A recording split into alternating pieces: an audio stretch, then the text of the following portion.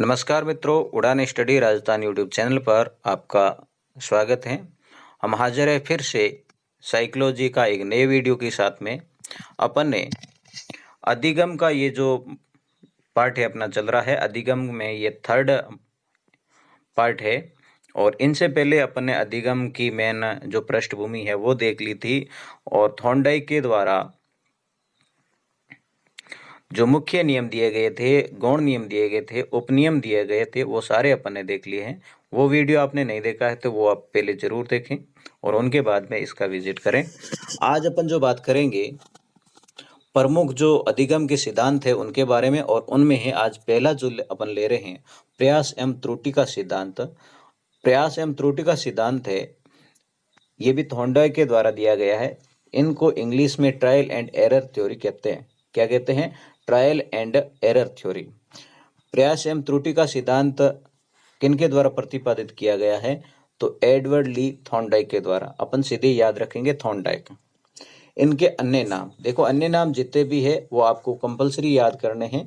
प्रयत्न और भूल का सिद्धांत, संयोजनवाद का सिद्धांत, आवर्तीवाद का सिद्धांत, उद्दीपन एवं अनुक्रिया का सिद्धांत, हर्ष एवं दुख का सिद्धांत, बंध का सिद्धांत, परिश्रम एवं धैर्य के सिद्धांत। ये किन के नाम है? प्रयास एवं त्रुटि के सिद्धांत। ऐसा भी आ सकता है बंध का सिद्धांत है किन के द्वारा दिया गया? तो ये भी थॉर्नडाइक की है। परिश्रम एवं धैर्य का सिद्धांत थॉर्नडाइक है। हर्ष एवं दुख का सिद्धांत थॉर्नडाइक, उद्दीपक अनुक्रिया का सिद्धांत थॉर्नडाइक, आवर्तीवाद का सिद्धांत थॉर्नडाइक, संयोजनवाद का सिद्धांत थॉर्नडाइक, प्रयत्न एवं भूल का सिद्धांत थॉर्नडाइक। तो मतलब ये प्रयास एवं त्रुटि सिद्धांत के उपनाम है। थॉर्नडाइक के द्वारा एक बुक लिखी गई, कौन सी? Animal intelligence. ये इंपॉर्टेंट है, आप जरूर याद रखें। एनिमल इंटेलिजेंस जो बुक है, इनके लेखक कौन है? ऐसा आ सकता है तो एडवर्ड ली थॉर्नडाइक है, वो इनके लेखक है एनिमल इंटेलिजेंस के। ये 1898 में लिखी गई, जिसमें इस सिद्धांत को दिया गया था। देखो, प्रयास एवं त्रुटि का सिद्धांत है वो किसमें दिया गया है इसने? तो एनिमल इंटेलिजेंस के अंदर। इस सिद्धांत का मुख्य अर्थ क्या है? सिद्धांत का मुख्य अर्थ है हम अपनी गलती व अनुभव से सीखते हैं। प्रयास एवं त्रुटि का सिद्धांत क्या कहता है कि मनुष्य जो है अपनी गलती व अनुभव से सीखता है। थॉर्नडाइक अमेरिका के 20वीं शताब्दी के महान मनोवैज्ञानिक है, जिसने अपनी पुस्तक एनिमल इंटेलिजेंस को 1898 में लिखा कब? 1898 में। 1911 में प्रकाशन किया और 1913 में सीखने के नियमों को शिक्षा के क्षेत्र में उपयोग में लिया गया। देखो, एनिमल इंटेलिजेंस लिखी तो है 1898 में गई है, इनका प्रकाशन 1911 में किया गया, परंतु जो इनका जो नियम है वो है शिक्षा के क्षेत्र में कब प्रयोग किया गया? तो 1913 में। थॉर्नडाइक को शिक्षा मनोविज्ञान का जनक माना जाता है। शिक्षा मनोविज्ञान का जनक किन्हें कहते हैं? तो थॉर्नडाइक को कहते हैं। थॉर्नडाइक सीखना संबंध स्थापित करना है। थॉर्नडाइक ने अधिगम की क्या परिभाषा दी? देखो, सीखना संबंध स्थापित करना है। संबंध स्थापित करने का कार्य मस्तिष्क करता है। ठीक है।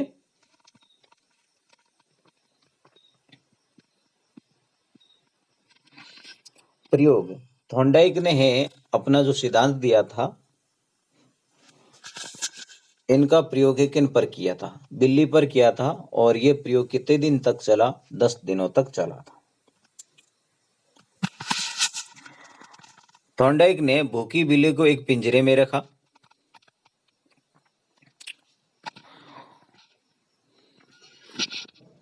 बिल्ली भूख मतलब स्वाभाविक उत्तेजना है इनकी। भूख है वो क्या है? स्वाभाविक उत्तेजना है। इनके कारण है बिल्ली क्या करने लगी? उछल कूद। जब स्वाभाविक उसके अंदर उत्तेजना हुई, तो जब वो उछल कूद करने लगी, तो वो उछल कूद करना उसका क्या हुआ? स्वाभाविक अनुक्रिया है, करती है। तथा उछल कूद से बिल्ली का पांव है लीवर पर पड़ता है। ये पाव है, ये इनकी समझ से नहीं है, ये भूल से पड़ा है। तो इनके द्वारा स्वाभाविक अनुक्रिया की गई, और उन अनुक्रिया से है, उन प्रयत्न से है, भूल से है, वो पंजा है वो लिवर पर पड़ा। तो इस कारण इसको प्रयत्न और भूल का सिद्धांत भी कहते हैं। तथा बाहर रखे मछली के टुकड़े या भोजन की गंध बिल्ली तक पहुंची। भोजन की गंध है वो किसका काम कर रही है? उद्दीपक का काम कर रही है। में बिल्ली की स्वाभाविक उत्तेजना में वृद्धि की तथा बिल्ली ने अपने प्रयासों में तेजी कर दी। ये जो बिल्ली के द्वारा अपने प्रयासों में तेजी करना है, यह क्या थी? उद्दीपक अनुक्रिया। उद्दीपक के लिए उनके द्वारा की गई क्रिया। इस प्रकार बिल्ली ने बार बार प्रयास करते हुए सफल प्रयासों को अपनाया व असफल प्रयासों को छोड़ा तथा धीरे धीरे वे लीवर दबाना सीख कर भोजन प्राप्त कर लेती हैं। बिल्ली ने यह अधिगम की क्रिया जब तक लीवर नहीं दबेगा, अधिगम किया कि जब तक लीवर दबेगा नहीं तब तक भोजन मिलेगा नहीं। तो उन्होंने है लीवर को भोजन के साथ में क्या कर दिया? संबंधित कर दिया। इस कारण इसे संबंधवाद या संयोजनवाद का सिद्धांत भी कहते हैं। यदि बिल्ली अपने प्रयासों में सफल रहती है तो उसे हर्ष होगा। देखो, बिल्ली के द्वारा प्रयास किया गया और प्रयास से है वो लीवर दबाना सीख जाती है और लीवर दबाना वो ये मान लेती है लीवर दबेगा तो भोजन मिलेगा, तो वो संबंधवाद का या संयोजनवाद का सिद्धांत भी इन्हें कहते हैं। अब देखो, बिल्ली को जब भोजन मिलेगा, बिल्ली के द्वारा है उद्दीपक वो प्राप्त हो जाएगा, तब तो उन्हें खुशी होगी और नहीं होगा तब असफल रहेगी, तब वो दुखी होगी। तो इन्हें हर्ष एवं दुख का सिद्धांत भी कहते हैं। अर्जित ज्ञान को उपयोगी बनाने वाला सिद्धांत कौन सा है? प्रयास एवं त्रुटि का सिद्धांत ही है। इस सिद्धांत पर लॉयड मॉर्गन ने कुत्ते पर व मैकडूगल ने चूहे पर प्रयोग किए। देखो, थॉर्नडाइक के द्वारा दिया गया जो प्रयास एवं त्रुटि का सिद्धांत है, इन पर लॉयड मॉर्गन ने किन पर प्रयोग किया? तो कुत्ते पर किया। मैकडूगल ने किन पर प्रयोग किया? तो चूहे पर किया। ये इंपॉर्टेंट है। अब अपन बात करेंगे शास्त्रीय अनुबंध। मित्रों, यदि आप ये पूरी बुक प्राप्त करना चाहते हैं तो लिंक मैं आपके डिस्क्रिप्शन के अंदर दूंगा, वहां से आप क्लिक करके इसको प्राप्त कर सकते हैं। ये कंप्लीट साइकोलॉजी के लिए तैयार की गई बुक है, आप जरूर इनको देखें, आपको 100% इसके अंदर ज्ञानवर्धक जानकारियां मिलेगी। शास्त्रीय अनुबंधन का सिद्धांत। देखो, प्रयास एवं त्रुटि का सिद्धांत अपन ने देख लिया, थॉर्नडाइक के द्वारा दिया गया। अब है शास्त्रीय अनुबंधन का सिद्धांत। शास्त्रीय अनुबंधन सिद्धांत को है इंग्लिश में क्या कहते हैं? Conditional response theory. मैंने मित्रों पहले वाले पार्टों में भी बताया है कि जितने भी अपने सिद्धांत हैं इनके इंग्लिश नाम है, आप जरूर साथ में याद रखें, क्योंकि ये जो नाम है इतने नाम आप याद नहीं कर पाओगे, पर इसका है एक तोड़ हो सकता है, इंग्लिश में एक नाम ही आएगा। शास्त्रीय अनुबंध सिद्धांत है, किसी भी तरह ये नाम रखेंगे तो इसका कंडीशनल रेस्पॉन्स थ्योरी ही कहा जाएगा। ये जो कंडीशनल रेस्पॉन्स थ्योरी है आईपी पावलोव द्वारा दी गई। इवान पी पावलोव के द्वारा है शास्त्रीय अनुबंधन का सिद्धांत दिया गया। शास्त्रीय अनुबंधन सिद्धांत है, इनको क्या कहते हैं? तो परंपरागत या प्राचीन अनुबंध, संबंध प्रतिक्रिया सिद्धांत, सीखने का प्राचीनतम सिद्धांत, क्रिया प्रतिक्रिया सिद्धांत, प्रतिवादी अनुबंधन सिद्धांत, प्रतिस्थापक सिद्धांत, अनुबंधन अनुकूलन सिद्धांत, उद्दीपन अनुबंधन सिद्धांत, अनुक्रिया अनुबंधन उद्दीपक शास्त्रीय सिद्धांत और प्रतिक्रिया अनुबंधन सिद्धांत। ये है शास्त्रीय अनुबंधन के मित्रों इतने सारे नाम। अब देखते हैं इसके अंदर क्या एक्टिविटीज है और पावलोव साहब है क्या बताते हैं। इवान पेट्रोविच पावलोव इनका पूरा नाम है। इनसे संबंधित मित्रों ऐसा क्वेश्चन आया हुआ है कि पावलोव है को किस क्षेत्र में नोबेल पुरस्कार दिया गया? तो ये शरीर क्रिया विज्ञान के क्षेत्र में दिया गया और इसका मतलब पावलोव थे तो शल्य चिकित्सक है, ये क्वेश्चन आया हुआ है। शरीर क्रिया विज्ञानी थे, मनोवैज्ञानिक सही नहीं करोगे। पावलोव है वो शल्य चिकित्सक थे, शरीर क्रिया विज्ञानी थे। ठीक है। 1904 में अपनी पुस्तक साइकोपैथोलॉजी ऑन एनिमल, पावलोव की पुस्तक का नाम क्या है? तो साइकोपैथोलॉजी ऑन एनिमल में अनुबंधन सिद्धांत को बताया। अनुबंधन सिद्धांत है पावलोव ने कौन सी पुस्तक में बताया? साइकोपैथोलॉजी ऑन एनिमल में बताया। 1904 में ही अनुबंधन सिद्धांत के लिए शरीर क्रिया विज्ञान के क्षेत्र में इन्हें नोबेल पुरस्कार दिया गया। 1904 में पुस्तक आई साइकोपैथोलॉजी ऑन एनिमल और 1904 में ही इन्हें शरीर क्रिया विज्ञान के क्षेत्र में नोबेल पुरस्कार से नवाजा गया। अनुबंधन सिद्धांत बेकर-टेव के शास्त्रीय वाद के आधार पर निर्मित है। देखो, अनुबंधन सिद्धांत है किन पर आधारित है? तो बेकर-टेव के शास्त्रीयवाद के आधार पर निर्मित है। सिद्धांत का सामान्य अर्थ क्या है? सिद्धांत का सामान्य अर्थ यह है कि अस्वाभाविक उद्दीपक के प्रति स्वाभाविक उद्दीपक के समान होने वाली प्रक्रिया को संबंध सहज क्रिया या अनुबंधन क्रिया कहा जाता है। इसका कारण है कि अनुबंधन होता है, इसे कुत्ते पर प्रयोग किया गया जो मूल उद्दीपक के प्रति जो क्रिया करता है वही क्रिया कृत्रिम उद्दीपक के प्रति भी अनुबंधन के कारण करने लग जाता है। अब सीधा अर्थ यह है कि कोई भी है क्रिया किसी के द्वारा की जाती है तो जो मूल क्रिया है, मूल जो उद्दीपक है उनके प्रति वो क्रिया है, कृत्रिम उद्दीपक उनके साथ में लाद दिया जाता है तो वो कृत्रिम उद्दीपक के साथ भी वही क्रिया करेगा जो कि मूल उद्दीपक के प्रति करता था। ठीक है, तो वो दोनों वस्तुओं के बीच में है, व्यक्ति क्या कर देता है? अनुबंधन कर देता है। ये पावलोव साहब कहते हैं, बिल्कुल करेक्ट कहते हैं। पावलोव के प्रयोग, पावलोव ने कुत्ते की लार ग्रंथियों पर प्रयोग किया। पावलोव ने किस पर प्रयोग किया? तो कुत्ते की लार ग्रंथियों पर प्रयोग किया। कुत्ते में 4 जोड़ी लार ग्रंथियां पाई जाती है। कितने जोड़ी लार ग्रंथियां? 4 जोड़ी लार ग्रंथियां हैं। ठीक है, कुत्ते को देखो, पावलोव ने कुत्ते को भोजन दिया।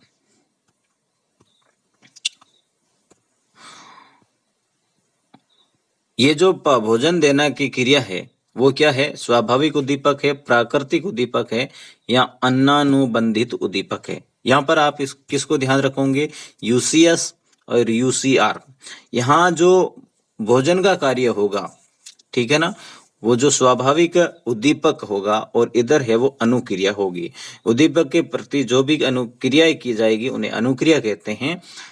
स्वाभाविक उद्दीपक, देखो भोजन देना एक स्वाभाविक उद्दीपक ही है, उद्दीपक का काम करेगा। स्वाभाविक है तो वो प्राकृतिक भी है।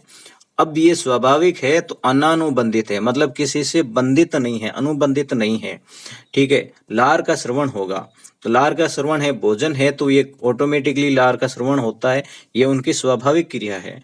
प्राकृतिक क्रिया है, अनानुबंधित अनुक्रिया है, ये किसी से अनुबंधित नहीं है। अब देखो, कुत्ते को भोजन दिया गया, फिर घंटी बजाएगी। घंटी ये निरर्थक उद्दीपक है। अभी तक घंटी का कुत्ते के साथ में कोई संबंध नहीं हुआ है। ऐसा क्वेश्चन आ सकता है कि पहले क्या? तो पहले देखो, पहले घंटी बजाएगी, पहले आप ये ध्यान रखोगे, पहले घंटी बजाई फिर भोजन दिया और उसके बाद में लार का श्रवण हुआ, ये आ जाता है। तो घंटी या भोजन में से पहले क्या दिया था? तो वो आप क्या करोगे? तो घंटी है वो पहले क्वेश्चन में करोगे सही। भोजन है देने पर उसके बाद में घंटी बजाई तो लार का श्रवण हुआ, यूसीआर हुआ। ठीक है, पहले घंटी बजाएगी, घंटी है वो सीएस का काम है कर रही है और भोजन जो है यूसीएस का काम कर रही है और इस भोजन को देकर ही अभी तक लार का श्रवण हो रहा है, मतलब यूसीआर है, अनुक्रिया है, अनानुबंधित अनुक्रिया है अभी तक। अब क्या किया है?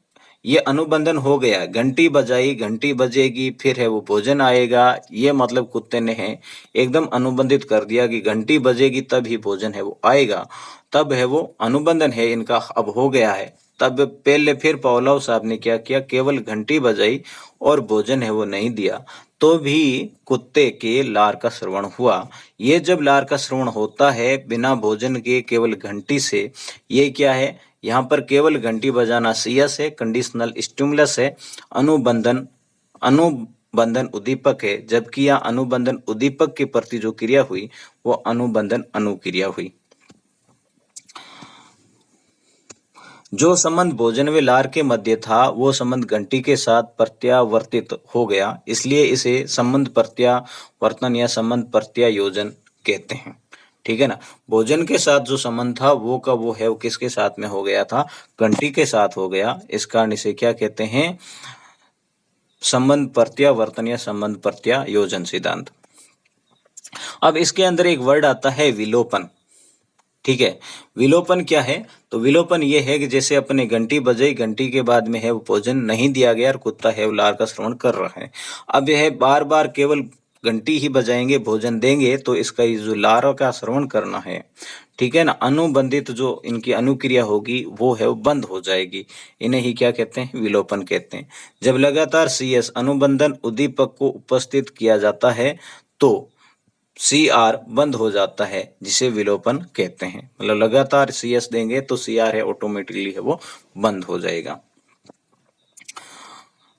इनके घटनाक्रम क्या है, दो हाथी द्वारा फुटबॉल खेलना, मतलब ये कहाँ कहाँ प्रयोग में लिया जाता है, अनुबंधन से शास्त्रीय अनुबंधन सिद्धांत। हाथी द्वारा फुटबॉल खेलना, बंदर द्वारा आग के गोले या घेरे से निकलना। जैसे देखो, आप अपने जूते एक निश्चित स्थान पर रखी रैंक में रखते हैं, जब आपने रैंक का स्थान बदल दिया, लेकिन दूसरे दिन जूते निकालते खोलते समय पहले वाले स्थान की ओर जाते हैं, क्योंकि हमें क्या हो गया है, पहले वाले स्थान से अनुबंधन हो गया। जैसे ही अपन कहीं से ऑफिस से घर आए, घर आते ही अपन पहले जहाँ जूते खोलते थे वहीं खोलने हैं वो जाएंगे, जबकि रैंक है अपन ने ट्रांसफर है वो कर दिया है, क्योंकि अनुबंधन है अपनी इस जगह से हो रखा है। नीता जब बरसात में बाहर निकलती है तो बिजली की तेज आवाज के साथ बरसात आती है। ये नीता का अनुबंधन हो गया है कि बिजली की तेज आवाज के साथ बरसात आती है। नीता डर कर अंदर चली गई। ऐसा नीता के साथ 5-6 बार हुआ। एक दिन केवल बरसात आती है, बिजली की आवाज नहीं, फिर भी नीता डर कर अंदर चली जाती है। कारण यह है कि बिजली की बरसात और बिजली का उनके साथ में क्या कर दिया, उन्होंने अनुबंधन कर दिया था। पावलोव सिद्धांत के शिक्षा में अनुप्रयोग क्या है, पशु पक्षियों को प्रशिक्षण देने में, अच्छी आदतों के निर्माण व बुरी आदतों को छुड़ाने में, सकारात्मक अभिवृत्ति का विकास करने में, मंदबुद्धि बालकों को शिक्षा देने में, शिक्षण शास्त्रीय व सहायक सामग्री पर बल देने में, शिक्षण सहायक सामग्री के उपयोग में, समायोजन में भी इसका प्रयोग किया जाता है। क्रो एंड क्रो ने क्या कहा है, यह सिद्धांत बालकों में अच्छे व्यवहार व उत्तम अनुशासन की भावना का विकास करता है तथा सुलेख व अक्षर विन्यास में उपयोगी है। ये क्रो एंड क्रो मानते हैं। क्या मानते हैं, अच्छे व्यवहार व उत्तम अनुशासन की भावना का विकास करने और सुलेख और अक्षर विन्यास में उपयोगी सिद्धांत है। कौन सा, शास्त्रीय अनुबंधन का सिद्धांत। वाटसन ने इसी सिद्धांत पर 11 माह के बच्चे अल्बर्ट और खरगोश पर है वो प्रयोग किए थे। देखो, शास्त्रीय अनुबंधन सिद्धांत में लड़के पर या फिर अल्बर्ट पर किसने प्रयोग किया, वाटसन ने किया था, और खरगोश पर भी किसने किया, वाटसन ने। बालक के भाषागत विकास में ये इम्पोर्टेंट है, मतलब सहायक है। इसके बाद में जो भी अन्य और सिद्धांत है उनके बारे में और बात करेंगे, छोटे छोटे पार्ट्स के अंदर करेंगे, क्योंकि बहुत लंबा पार्ट्स है, आप भी नहीं देख पाते हो, बोर हो जाते हो। ये वीडियो आपको कैसा लगा मुझे आप कमेंट के अंदर जरूर बताना, अपने दोस्तों के साथ में शेयर जरूर करना। और आपको कह भी देता हूँ कि आप समझदार दोस्तों को कहने की आवश्यकता नहीं है, ये जो नाम लिखा है ये काम भी आप कर लेना। तो मिलते हैं नेक्स्ट वीडियो में, तब तक के लिए धन्यवाद।